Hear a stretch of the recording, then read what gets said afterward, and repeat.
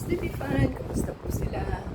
Sana po nasa mabuti silang kalagayan at tayo po ay easy today at tayo po ay maagang items na dumating. So, happy po tayo at release ang ating items. So,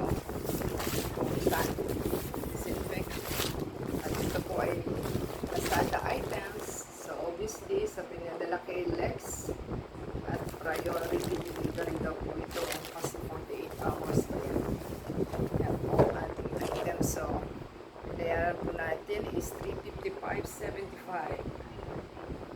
Pero ang item po is $325 lang at binayaran na ating delivery charge 38 pesos. So, ating buksan at para po malaman natin kung ano ang naman at para maging fully happy tayo.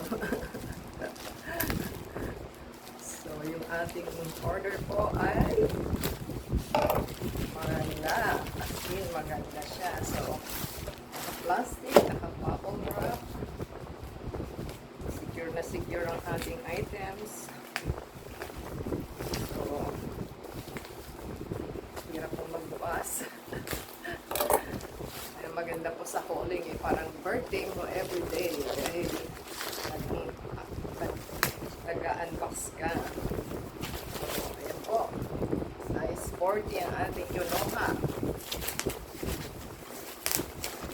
So, maganda siya dahil ang side po niya is Suka Tiger. O, diba?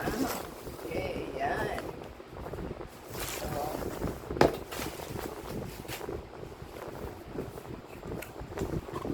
yan, maganda po. O, diba?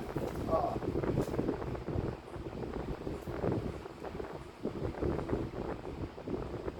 So, meron tayo kaagad nakitang may excess po dito.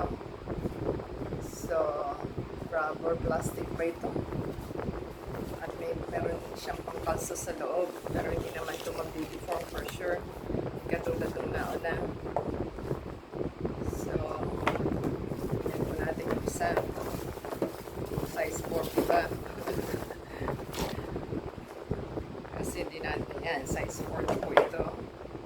Ito size 40. So, yan. Parehas lang naman. May maganda lang po tayo magagamit. Pwede rin pong pang running, pang walking.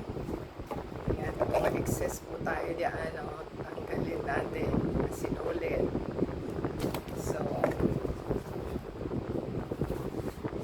yan. Tanggalin po natin yung ito. So, happy na po tayo at ating natanggap ng ating items. Check lang po natin kung kakasya. Hintayin po natin. Ayan, nasubukan na po natin. Okay naman po yung size. Kaya lang, maiksi po masyado yung shoelace niya. So, ganyan po. Kasi pagkatipid-tipid. At saka, ingatan po nila yung shoelace doon sa ring. Kasi, matalas po yung yung mga metal ng ring. So, nagkakaroon po siya ng nahihigit po at masira ang yung shoelace. So, yan po ating try kanina. So, masyadong maliit po yung shoelace niya. Sana medyo mahaba-haba.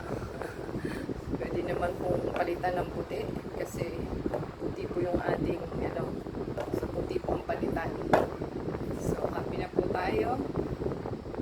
At meron tayong magagamit na sana tumagal-tagal kahit papaano. So, give us a thumbs up po. Comment down below sa ating items. Yan. Happy na po tayo sa ating items. Thank you sa seller.